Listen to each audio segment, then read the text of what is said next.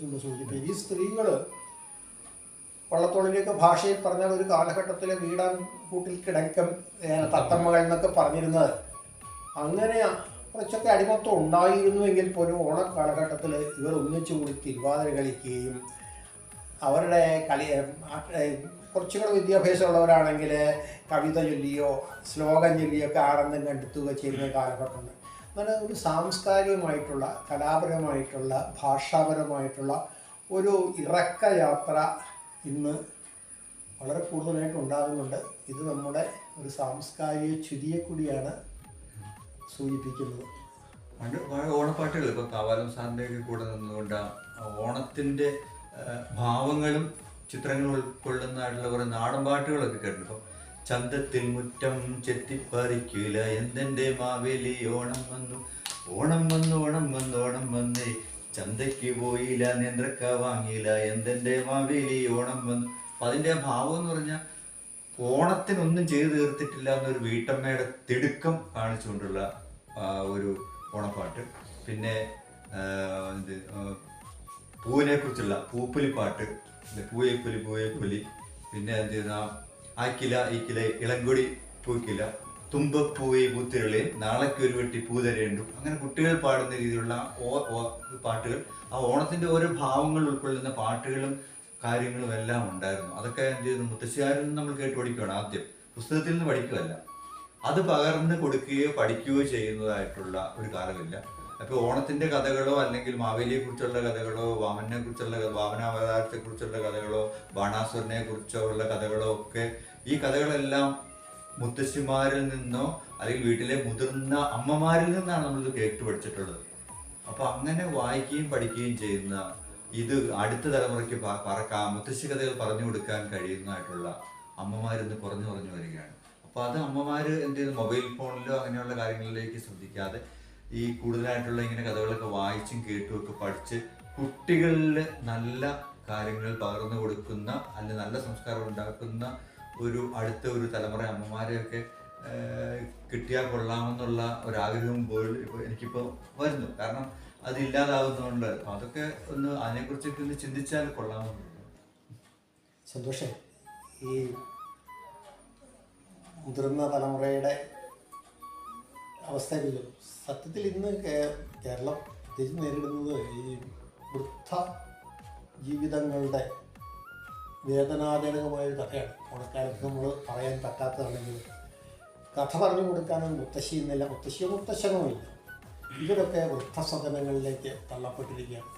പുതിയ തലമുറ ആരുടെ ആഗ്രഹവും ചിന്തകളും ഒക്കെ ഈ നാടിനെക്കുറിച്ചല്ല, മറുനാടിനെക്കുറിച്ച്. അവിടെ പോയവർ ഏത് പണിയും എടുക്കും, ഏത് ജോലി എന്ത് കാര്യം ചെയ്യും. നമ്മുടെ നാട്ടിൽ നിന്ന് വൃദ്ധ തലമുറ ഏറെക്കുറെ വൃദ്ധസദനങ്ങളിലേക്ക് മാറ്റിയിരിക്കുന്നു. കുടുംബത്തിൽ വൃദ്ധരില്ല. അത് വലിയ വേദനാജനകമായ കഥയാണ്. അത് വേദനയല്ല, ഏറ്റവും അപകടകരമാണ്. അതായത് അപ്പൂപ്പനും അമ്മൂമ്മയും വീട്ടിലുണ്ടെങ്കിൽ കൊച്ചുമക്കൾ അവിടെ വീടുകളിൽ ഒരു മോശപ്പെട്ട കാര്യങ്ങളും ചെയ്യുകയോ ടി വികളിൽ കാണുകയോ അല്ലെങ്കിൽ ചെയ്യില്ല. അവരുടെ ശ്രദ്ധ എപ്പോഴും ഉണ്ടായിരിക്കും. അവരുടെ മുത്തശ്ശനും മുത്തശ്ശിയും അവരുടെ ഏറ്റവും അവസാന കാലഘട്ടം വരെ അവരെ ഒരു മുത്ത് പോലെ തന്നെ, മുത്തശ്ശനും മുത്തശ്ശിയും മുത്താണ്. ആ മുത്ത് എന്നിലാണ് മുത്തശ്ശനും മുത്തശ്ശി ഉണ്ടാകുന്നതെന്ന് വേണമെങ്കിൽ പറയാം. അവരെ അങ്ങനെ സംരക്ഷിച്ചുകൊണ്ട് പോകുന്നില്ലെങ്കിൽ അവിടെയുള്ള ആ കുടുംബങ്ങളിലെ അടുത്ത തലമുറയിലെ കുട്ടികൾ വഴിതെറ്റുമെന്നുള്ള ഉറപ്പാണ്. അത് എന്ത് ചെയ്യുന്നു, വർഷങ്ങൾക്ക് മുമ്പേ എന്ത് ചെയ്യുന്നു, എനിക്കങ്ങനെ പണ്ടേ അങ്ങനെ തോന്നിയിട്ടുണ്ട് പല കാര്യങ്ങളിലും. മുത്തശ്ശനും ഈ വഴിതെറ്റിയ കുട്ടികൾ, വഴിതെറ്റി പോകുന്ന കുട്ടികളുണ്ടെങ്കിൽ, അപ്പോൾ അല്ലെങ്കിൽ ഈ ഇന്നത്തെ എന്ത് ചെയ്യുന്നു, മധ്യവയസ്കരായിട്ടുള്ള ആളുകൾ അവരുടെ അച്ഛനെയും അമ്മയും മുത്തച്ഛനും വീട്ടിലെ മുത്തച്ഛനെയും മുത്തശ്ശിയും എന്ത് ചെയ്യുന്നു, അവരുടെ അമ്മായിമ്മക്കോരോ അല്ലെങ്കിൽ അങ്ങനെയുള്ള എന്തെങ്കിലുമൊക്കെ സ്വഭാവങ്ങൾ കൊണ്ട് അവർ ഒഴിവാക്കുകയാണെന്നുണ്ടെങ്കിൽ അവർ ശരിക്കും അവരുടെ കുട്ടികളുടെ സൽസ്വഭാവമാണ് ഇല്ലാതാക്കുന്നത്. ആ മുത്തച്ഛനും മുത്തശ്ശിയും തീർച്ചയായിട്ടും അവിടെ വേണം. അവർ വീടിൻ്റെ വിളക്കാണ്. അവരെ എങ്ങനെ സംരക്ഷിച്ചുകൊണ്ട് പോകുന്നത്, അവർ ഏത് രീതിയിലും അവർക്ക് ചിലപ്പം എന്ത് ചെയ്യുന്നു, എന്തെങ്കിലും ചെറിയ ചെറിയ മറ്റുള്ളവർക്ക് ഇഷ്ടപ്പെടാത്ത ഒരു സ്വഭാവ രീതികളൊക്കെ കാണും. അപ്പോൾ അതൊക്കെ എന്ത് ചെയ്യുന്നു, ഒരു തമാശയായിട്ട് കണ്ട് രസകരമായിട്ട് കണ്ട് എന്ത് ചെയ്യുന്നു, അത് അവരുടെ എന്തെങ്കിലും ഒരു രോഗത്തിൻ്റെ ഭാഗമായിട്ട് കണ്ട് അവരെ എന്ത് ചെയ്യുന്നു നമ്മൾ കൊണ്ടുപോവുകയാണെങ്കിൽ നമുക്കത് തീർച്ചയായിട്ടും ഒരു ഐശ്വര്യമായിട്ട് എനിക്ക് തോന്നിയിട്ടുള്ളത്. അപ്പോൾ അങ്ങനെയൊക്കെ ഒരു ചിന്തിക്കുന്ന അല്ലെങ്കിൽ ആ രീതിയിലേക്കൊക്കെ ചിന്തിക്കുന്ന അല്ലെങ്കിൽ അടുത്ത തലമുറ വഴിതെറ്റാതെ ഇരിക്കണമെന്ന് ആഗ്രഹിക്കുന്ന ആളുകൾ മുത്തശ്ശനെയും മുത്തശ്ശിയും സ്വന്തം വീട്ടിൽ തന്നെ ഒരു സ്വത്തായിട്ട്, അത് ഞാൻ പറഞ്ഞു, ഇതിൻ്റെ അകത്ത് കുറച്ച് ഉയർന്ന അല്ലെ വിദ്യാഭ്യാസം കാര്യങ്ങളും ഒക്കെ ഉള്ള ആളുകൾ മുത്തശ്ശനും മുത്തശ്ശിയും ഞാൻ ഇപ്പൊ 2 മക്കളുണ്ടെങ്കിൽ അവർ രണ്ടുപേരുടെയും വീട്ടിൽ മുത്തശ്ശനും മുത്തശ്ശിയും വരണമെന്ന് ആഗ്രഹിക്കുന്ന കുടുംബങ്ങളും ഉണ്ട്. അപ്പൊ അച്ഛനും അമ്മയ്ക്ക് ഇവിടെ വന്ന് നിന്നാൽ എന്താ അവിടെ മാത്രം നിൽക്കുകയുള്ളൂ എന്ന് വെച്ച് എന്ത് ചെയ്യുന്നു, അങ്ങോട്ടും ഇങ്ങോട്ടും ആ അച്ഛനും അമ്മയും അവിടെ പോയി നിൽക്കണമെന്ന് അങ്ങോട്ടും ഇങ്ങോട്ടും ആഗ്രഹിക്കുന്ന വീടുകളുണ്ട്. കാരണം അവർ തീർച്ചയായിട്ടും ചിന്തിക്കുന്നതും കാര്യങ്ങളും എല്ലാം ഇങ്ങനെയാണ്. അവരുടെ ആ എന്ത് ചെയ്യുന്നു, അവരുടെ ആ സാന്നിധ്യം മാത്രം മതി അവിടെ ചെയ്യും. സന്തോഷം പറഞ്ഞത് ശരിയാണ്. പക്ഷേ വൃദ്ധജനങ്ങളെ ഗുരുവായൂർ പോലെയുള്ള സ്ഥലങ്ങളിലൊക്കെ കൊണ്ട് നടതള്ളുന്ന ഒരു സംസ്കാരം ഇവിടെ വളർന്നു വരുന്നുണ്ട്. കാരണം വളരെ യാന്ത്രികമായിട്ടുള്ളൊരു കാലഘട്ടത്തിൻ്റെ പിന്നാലെയാണ്.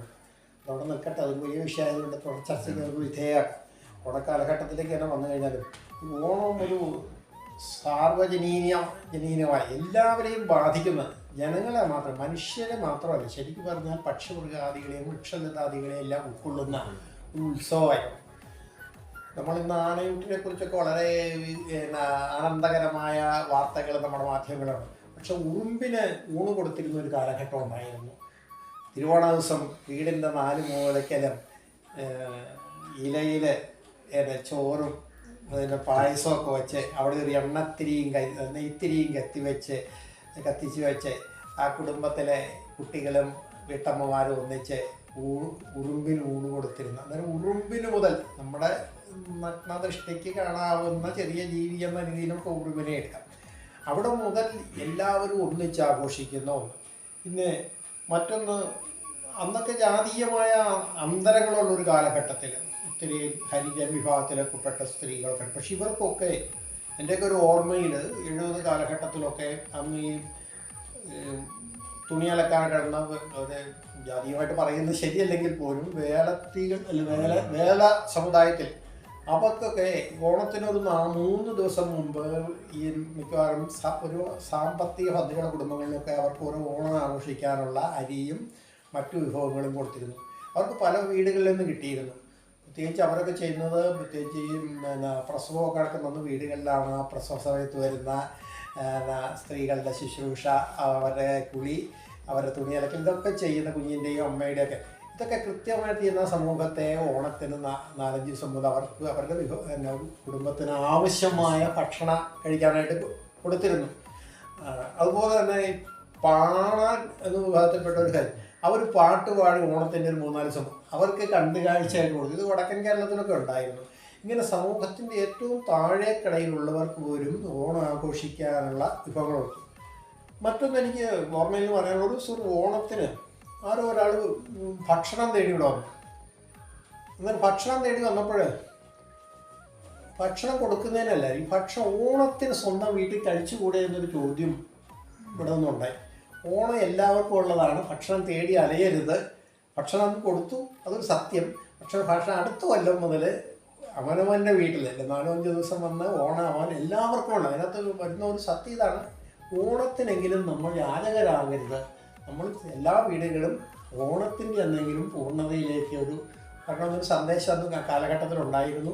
അത് ഏറെക്കുറെയൊക്കെ അന്നത്തെ ഇല്ലായ്മയുടെയും വല്ലായ്മയുടെയും കാലഘട്ടത്തിൽ പോലും നിവർത്തിച്ചിരുന്നു. ഇങ്ങനെ ആർഭാടങ്ങളുടെ പിന്നാലെ പോയിരുന്നില്ല.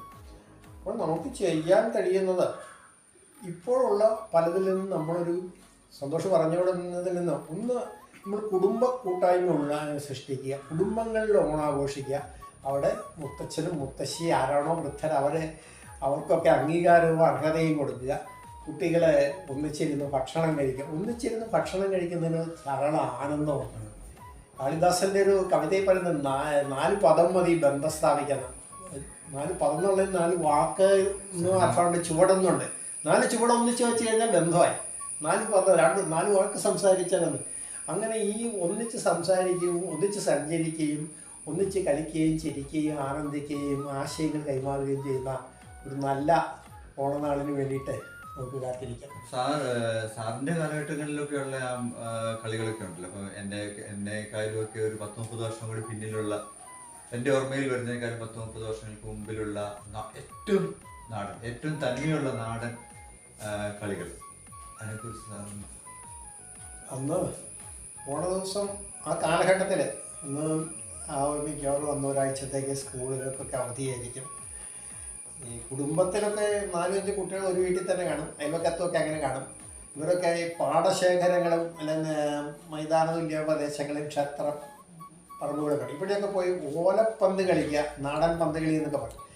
അതിന് ചിലവൊന്നുമില്ല, ആകെ വേണ്ടതൊരു കൊള്ളിയും 2 ഓലയാണ്.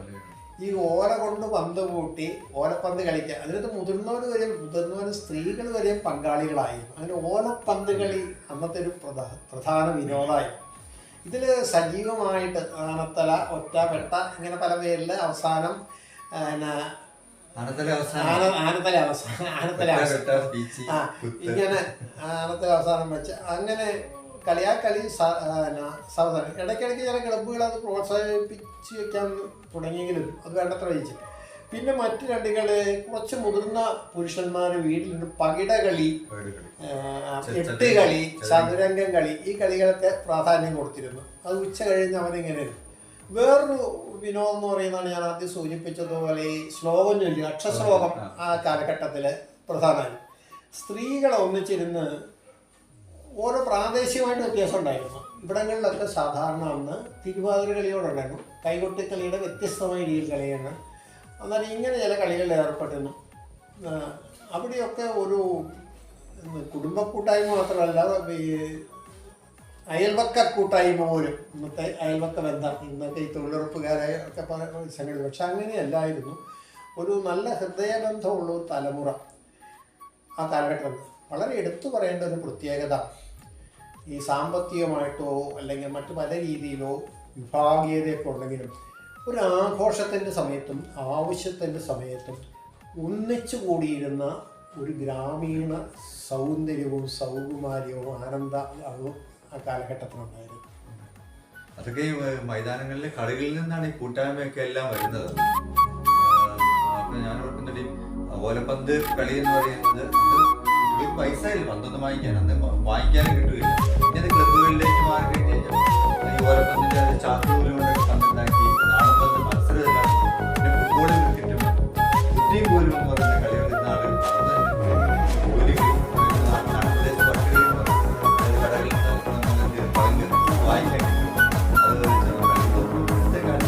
അന്ന് കുട്ടികളും മുതിർന്നവരും ഒക്കെ നാട്ടുപ്രദേശത്തെ വഴികളിലൊക്കെ ഇരുന്ന് കളിക്കുമായിരുന്നതൊക്കെ. അപ്പോൾ അതൊക്കെ മാറി പിന്നീട് ഇവിടെ ചീട്ടുകളിക്കാരൊക്കെ വന്നു. ചീട്ടുകളി പിന്നെ പണം വെച്ചുള്ള ചീട്ടുകളി ആയി കഴിഞ്ഞപ്പോഴത്തേക്ക് അതിൻ്റെ സ്വഭാവവും രീതികളൊക്കെ മാറിപ്പോയി. അല്ലെങ്കിൽ നാട്ടുമ്പുറത്തിരുന്ന് കുടുക്ക് വെച്ചുള്ള ചീട്ടുകളി എന്നൊക്കെ പറഞ്ഞ് കാണാൻ തന്നെ ഒരു രസമുണ്ട്. പോയിരുന്ന് കളിക്കുക, കാണുക. നാട്ടുമ്പുറത്തെ വഴി സൈഡുകളിലോ അല്ലെങ്കിൽ ആൽത്തറകളിലോ ഇരുന്ന് ചതുരംഗം കളിക്കുന്ന ആളുകളുണ്ട്, ചെസ് കളിക്കുന്ന. ആ ചെസ്സിന്റെ പഴയ നാടൻ രീതിയിൽ ചെസ് കളികൾ ഉണ്ടാക്കി വെച്ച് കളിക്കുന്നവർ, കല്ല് കൊണ്ടുള്ള കല്ല് നീക്കി കളിക്കുന്ന ആളുകൾ, ഇങ്ങനെയുള്ള കളികളെല്ലാം മാറിപ്പോയി. ഇതൊന്നും ഇപ്പോൾ ഇല്ല. ഇപ്പം നാട്ടുമ്പുറത്തെ കടത്തണ്ണകളിലൊന്നും ഇതുപോലുള്ള കൂട്ടായ്മകളൊന്നും ഇല്ല. ആളുകളെല്ലാം എന്ത് ചെയ്യുന്നു, മറ്റുള്ള എന്ത് ചെയ്തു ഉപഭോഗ സംസ്കാരത്തിൻ്റെ എന്ന് പറയാവുന്നതായിട്ടുള്ള വൈകുന്നേരങ്ങളിൽ ബാറുകളിലും അവിടെയൊക്കെ പോവുക എന്നുള്ള രീതിയിലേക്ക് വന്നു. വഴി സൈഡിലോ അല്ലെങ്കിൽ കടത്തിണ്ണകളിലോ ഒക്കെ ഇരുന്ന് നാടൻ പാട്ടുകൾ പാടുന്ന രീതികൾ പോലും ഇല്ല. നാടൻ പാട്ടുകൾ പോലും കച്ചവടത്തിൻ്റെ രീതിയിലേക്ക് മാറി. ഓണക്കാലത്ത് എന്താ പറയുക, ഞാൻ വരെ പോയിട്ടുണ്ട് അല്ലേ, ഓണക്കാലത്ത് ചില പ്രദേശങ്ങളിൽ ബാറുകളിൽ ഓണത്തിൻ്റെ ദിവസമൊക്കെ രാത്രി വൈകുന്നേരം 6 മണി തൊട്ട് 11 മണി വരെ നാടൻ പാട്ട് പാടാനായിട്ട് പോവുക. അങ്ങനെയൊക്കെയുള്ള രീതിയിലേക്ക് കാര്യങ്ങൾ മാറി. അല്ല, ഈ അന്നും ഈ കള്ള് ഷാപ്പുകൾ, മറ്റു മദ്യ ഷാപ്പുകൾ നമ്മുടെ നാട്ടിലെ ഈ കള്ള് ഷാപ്പിൽ നിന്ന് അല്പം വീര്യമൊക്കെ ഉൾക്കൊണ്ട് പോകുന്നവരുടെ അവർക്കൊക്കെ സ്ഥലകാല ബോധം ഇല്ലാതെ ഒന്നുമല്ല പോകുന്നത്. സ്ഥലകാല ബോധത്തോടു കൂടി കേൾവിക്കാർക്ക് ഇമ്പകരമായിട്ടുള്ള നാടൻ പാട്ടുകളും അല്ലെങ്കിൽ അന്ന് അപ്പോൾ തന്നെ ഉണ്ടാക്കുന്ന പാട്ടുകളും പാടി പോകുന്നവരെ ഞാൻ പലപ്പോഴും ശ്രദ്ധിക്കാറുണ്ട്. ശരിക്കും അവരെ ശ്രദ്ധിച്ച് നിൽക്കാൻ നല്ല രീതിയിൽ അവർ താളാത്മകമായിട്ട് ഈ പാട്ട് പാടി പോകും, അല്പം വീര്യം ഉള്ളിലുണ്ടെങ്കിൽ പോലും. പിന്നെ നമ്മൾ ചർച്ച ചെയ്യാതെ പോയ വേറൊരു കളിയുണ്ടായിരുന്നു. ഈ പെൺകുട്ടികൾ കൂടുതലായിട്ട് കളിച്ചിരുന്ന ഒരു 8 കളി ഉണ്ടായിരുന്നു. അല്ല, കളം വരച്ചിട്ട് 8 കളി ചാടി. ശരിക്കും പറഞ്ഞത് പെൺകുട്ടികൾക്കൊക്കെ ഒരു പരിധി ശാരീരികമായ ഒരു വ്യായാമം കിട്ടുന്ന ഒരു കളിയാണ്. അത് പേര് വ്യത്യാസം ഉണ്ടായിരുന്നു. ഇങ്ങനെ ഓരോ കളത്തിൽ നിന്ന് അടുത്ത കളത്തിൽ ചാടി പിന്നെ അതിനിങ്ങനെ അന്നേരം ഈ ഒരു കളി ഇന്ന് കാണാനില്ല. കുട്ടികൾ എവിടെയോ നമ്മുടെ ഇത്തരം കളികളില്ലെന്ന് മാത്രമല്ല, പകരം വയ്ക്കാവുന്ന കളികൾ എന്ന് പറയുന്നത് ഒരു വിഭാഗത്തിന് മാത്രം അറിയാവുന്ന ക്രിക്കറ്റ് കളിയും ഫുട്ബോൾ കളിയും. ഇത് വളരെ കുറച്ച് പേരെ കളിക്കുന്നുള്ളൂ. ബാക്കിയുള്ളവരൊക്കെ ആസ്വദിക്കുന്നത് ടിവിയുടെ മുമ്പിലോ ഒക്കെ ഇരുന്നുകൊണ്ട്. എന്നാൽ ആസ്വാദകർ പലതിനും ഉണ്ടെങ്കിലും കളിക്കാനുള്ളവരുടെ എണ്ണം കുറവാണ്. പൊതുവെ പറഞ്ഞാൽ കായികമായിട്ടുള്ള യാതൊരു താല്പര്യവും ഇന്ന് ആഘോഷങ്ങളിൽ ഇല്ല. എല്ലാവരും എന്തൊക്കെ ചെയ്യുന്നു, എന്തൊക്കെ കുറച്ച് കഴിക്കുന്നു, അവിടെയൊക്കെ നടക്കുന്നു. കായിക വിനോദത്തിനും ഉള്ള ഒരു സ്ഥാനം നമ്മുടെ ഇവിടെ ഒരു കുറഞ്ഞു പോകുന്നു. ഇപ്പോൾ ആൾക്കാർ നടക്കും, ഡോക്ടർ പറയണം എന്നാ നിങ്ങൾക്ക് ഇന്ന അസുഖമുണ്ടോ, രാവിലെ 2 കിലോമീറ്റർ അല്ല 5 കിലോമീറ്റർ നടന്നോളം പറഞ്ഞല്ല. ഇത് അന്ന് അങ്ങനെ ഡോക്ടർമാർ പറയാതെ തന്നെ നടക്കാനും ഓടാനും ചാടാനും 8-10 കിലോമീറ്റർ പോയി സാധനങ്ങൾ മേടിക്കാനൊക്കെ കഴിയുന്ന ഒരു കായികമായ ആരോഗ്യം ഇത്തരം കാലഘട്ടത്തിലൊക്കെ ഉണ്ടായിരുന്നു. അതേ ഗ്രാമീണ ഈ കലകളെല്ലാം നശിച്ചുപോയി. ഇതിലെല്ലാം പ്രാദേശിക ഭേദങ്ങളുണ്ടായിരുന്നു. മറ്റേ കുട്ടിയും കോലുമാണെങ്കിലും ഗോലികളിയാണെങ്കിലും ഇങ്ങനെയുള്ള കളികൾക്കെല്ലാം ഒരു പ്രദേശത്ത് നമ്മൾ വേറെ പ്രദേശത്തേക്ക് പോയി മാറി താമസിക്കുമ്പോഴാണ് ഇവിടുത്തെ പോലെ അല്ല അവിടെ നിന്ന് മനസ്സിലായത്. ഞാനത് 30 വർഷം മുമ്പ് ആണ് ഞാൻ പറഞ്ഞ ആ ഒരു ഓർഡർ, അത് അവിടെ വരുമ്പോൾ അവിടെ വേറൊരു രീതിയിലാണുള്ളത്. അപ്പൊ അങ്ങനെയൊക്കെയുള്ള ഒരു പ്രാദേശിക ഭേദമൊക്കെ ഉണ്ടെങ്കിൽ പോലും ആ കളികളൊന്നും ഇന്നില്ല. ഈ കളികളെല്ലാം തിരിച്ചു കൊണ്ടുവരാനായിട്ട് പറ്റും. ആർക്കെങ്കിലും അറിയാവുന്നവരുണ്ടോ, അത് പഠിക്കുന്നവരുണ്ടോ എന്നുള്ള, അതൊന്ന് വീണ്ടും ഒന്ന് പഠിച്ച് നിലനിർത്തിക്കൊണ്ട് പോരാനുള്ള ഒരു ഇതുണ്ടോ, അതൊക്കെ ഒന്ന് വീഡിയോയിൽ എടുത്ത് വെക്കാനായിട്ടൊക്കെ കഴിയുമെന്നൊക്കെ. എവിടെയൊക്കെയൊക്കെ ഇത് വാണിജ്യവൽക്കരിച്ചുകൊണ്ട് ഈ മയിലാട്ടവും ഊഞ്ഞാലാട്ടവും ഒക്കെ നടക്കുന്നുണ്ട്. പക്ഷെ നമ്മുടെയൊക്കെ തൊടികളില് ഊഞ്ഞാല് കെട്ടി ആടിയിരുന്ന ആൺകുട്ടികളും പെൺകുട്ടികളും ഒക്കെ ധാരാളം അമ്മമാരൊക്കെ ഉണ്ടായിരുന്നു. അന്ന് ധാരാളം വൃക്ഷങ്ങളുണ്ടായിരുന്നു കയൽപത്തൊക്കെ. അല്ലെങ്കിൽ നമ്മുടെ കാടുകളിൽ നിന്ന് കിട്ടുന്ന ചില ഞരള എന്ന് പറയുന്ന ഒരു വള്ളിയുണ്ട്. അതുകൊണ്ട് ഊഞ്ഞാല് കെട്ടിയ നല്ല ബലമുള്ള വള്ളിയാണ്. അതുകൊണ്ട് ഊഞ്ഞാല് കെട്ടിയൊക്കെ ആടിക്കളിച്ചിരുന്ന വീട്ടുമുറ്റത്തോ അല്ലെങ്കിൽ പറമ്പിലൊക്കെ ഈ പുളിയിലൊക്കെ കെട്ടിയിട്ട് കളിച്ചിരുന്ന ഒരു വിഭാഗം ഉണ്ടായിരുന്നു. ആ കളികൾ മറന്നുപോയി. എല്ലായിടത്തും നമ്മളില്ലേ ഇതിൻ്റെ കാലം മാറിയപ്പോൾ നമ്മൾ പലതും മറന്നു കഴിഞ്ഞു. ഇനി ഇതെല്ലാം വീണ്ടും ആവിഷ്കരിക്കണമെങ്കിൽ അതിന് സായിപ്പിനെ കേരളത്തിൽ വരണമെന്നല്ലോ. നമ്മളെ അങ്ങനെയാണ്, സായിപ്പന്മാരെ കാണുമ്പോഴാണ് നമ്മളിപ്പം ഭഗവത്ഗീതയെ കുറിച്ച് കഴിഞ്ഞ ദിവസം ഒരു ചർച്ച വന്നപ്പോൾ ജർമ്മനിയിൽ ഏതോ യൂണിവേഴ്സിറ്റി ചെന്ന് കഴിഞ്ഞപ്പോൾ കേരളത്തിലെ ഒരു പ്രമുഖ ഡോക്ടറേറ്റ് നേടിയ ഒരാളോട് ചോദിച്ചു, നിങ്ങൾക്ക് ഭഗവത്ഗീതയിലെ ശ്ലോകം അറിയാമെന്ന് ചോദിച്ചു. അറിഞ്ഞുകൂടാന്ന് അതൊരു ഇൻ്റർവ്യൂ എന്നതാ. നിങ്ങൾ ആദ്യം അതിൽ നിന്നൊന്നും പഠിച്ചിട്ട് വന്നിട്ട് ഇവിടെ വരാൻ പറഞ്ഞു. എന്നാലും നമ്മൾ ഏതെങ്കിലും ഒരു നല്ല കാര്യം പഠിക്കണമെങ്കിൽ വേറെ സായിപ്പ് പറഞ്ഞാലേ നടക്കൂ എന്നൊരവസ്ഥയിലാണ്. നമ്മുടെ പല കളികളും ഇതിൻ്റെ രൂപഭേദത്തോടെ അവർ നടത്തുന്നുമുണ്ട്. സൂര്യനമസ്കാരം നമ്മൾ ചെയ്യുന്നതിനേക്കാൾ ഭംഗിയായിട്ട് അവിടെ പല രാജ്യങ്ങളും എല്ലാ ഈ ഫുട്ബോൾ താരങ്ങൾക്ക് അവർ സൂര്യനമസ്കാരം പഠിപ്പിക്കുന്നുണ്ട്.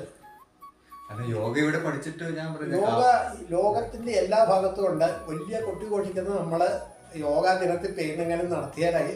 നമ്മളില്ലേ സമസ്ത മേഖലയിലും നമ്മൾ ഒരു ഇറക്കയാത്ര, അത് നല്ലതോ ചീത്തയോ എന്നുള്ളതിനെ കുറിച്ച് ചിന്തിക്കുക. നമുക്ക് നല്ലതിനെ സ്വീകരിക്കാൻ, അതിൽ ആരുടെയാണെങ്കിലും എവിടെ നിന്നാണെങ്കിലും നല്ലതിനെ സംശീകരിക്കാനും വേണ്ടാത്തതിനെ ഉപേക്ഷിക്കാനും നമുക്ക് കഴിയണം. ഓണം അങ്ങനെ തന്നെയാകണം. നമ്മുടെ എല്ലാ കാര്യത്തിലും നമ്മുടെ തനിമ നിലനിർത്തുമ്പോൾ തന്നെ ഇതിൻ്റെ സ്വാദിഷ്ടമായ അനുഭവങ്ങൾ നിലനിർത്തിക്കൊണ്ട് കാലത്തിന് യോജിക്കാത്തവയുണ്ടെങ്കിൽ അത് തള്ളിക്കളഞ്ഞുകൊണ്ട് നമുക്ക് മുമ്പോട്ട് പോകാൻ കഴിയും. അതാ